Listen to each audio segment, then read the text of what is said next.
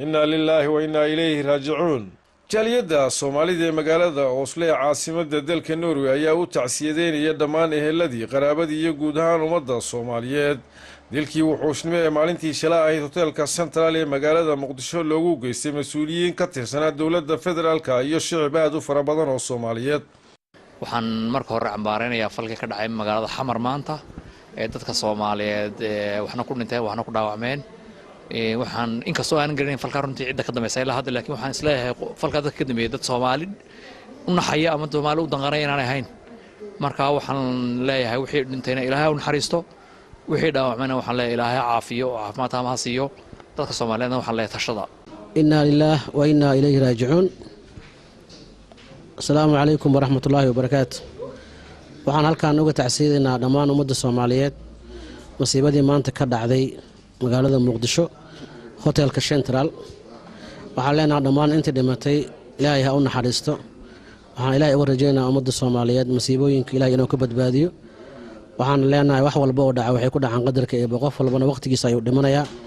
insha Allah ta'ala waxaan Ilaahay ka rajaynaynaa inay arrimaha noocan oo kale naga dhamaadaan. inna lillahi wa inna ilayhi rabbina raaji'uun.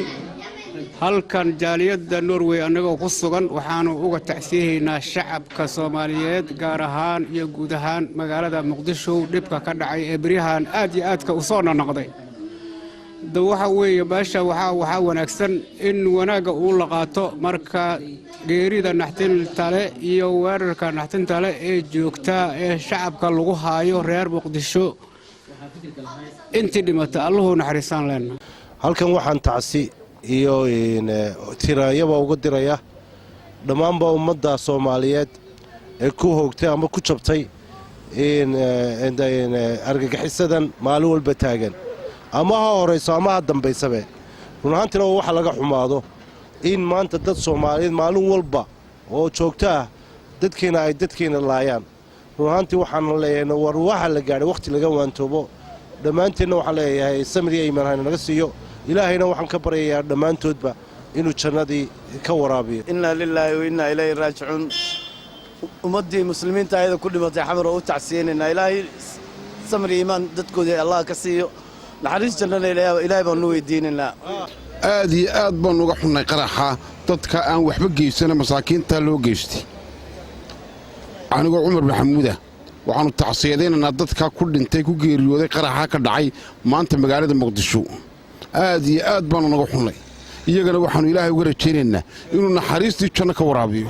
waxa aan aad iyo aad uga xunnahay waxa maanta ka dhacay magaalada madaxda Soomaaliya ee Muqdisho intii ku geeriyootayna Allah u naxariisto inta ku dhaawacantana Allah caafiyo.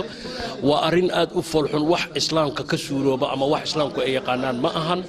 waa wax loo baahan yahay inaan meel ka wada istaagno anoo ku hadlayo magaca dhalinyarada jaaliyadda Norway. waxaan leenahay arrinkaas waa arrin aad u foolxun oo aanan diidanahay oo aanan aqbalayn. waxaan halkan tacsi ugu dirayaa dhammaan dadkii maanta ku geeriyooday Muqdisho wasiiradii shacabka meesha joogay waxaana halkan ka cabaareynaa dadkii waxaan ka dambeeyay Allahu aclam qofkii ahaayeen iyo maaragtay dadkii ka dambeeyay laakiin waxa uu sheegaynaa dadka Muqdisho ku joogay iyo dadka Soomaalida meel kasta joogaan in ay maaragtay isku dubnaadaan ee hawsha wax ka qabtaan sababtoo ah maalin kasta waxa way dhibkana dhacayo wax la sheegayaa laakiin waxa ku ogaan karna ma leh. marka waxaan leeyahay dhammaan inta ehelka ku dhimatay intii dad ku dhintay ehelkooda samar iimaan Allah ka siiyo geeriduna waa xaq wax Ilaahay raali ka yahay dhaca. waxaan u sheegaynaa Soomaaliya atashano. Xasan Saciid Xasan Rasta Somali National TV Oslo Norway.